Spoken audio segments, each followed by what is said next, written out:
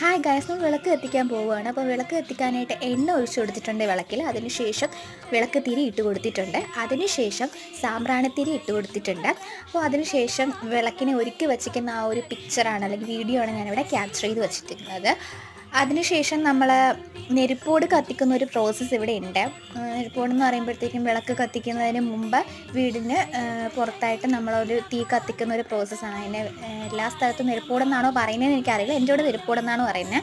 അപ്പോൾ നെരുപ്പോട് കത്തിച്ചു. മഴയായതുകൊണ്ട് നേരെ കത്തിക്കാൻ പറ്റിയില്ല. എന്നാലും അഡ്ജസ്റ്റ് ചെയ്ത് കർപ്പൂരമൊക്കെ ഇട്ട് അഡ്ജസ്റ്റ് ചെയ്ത് കത്തിച്ചിട്ടുണ്ടായിരുന്നു.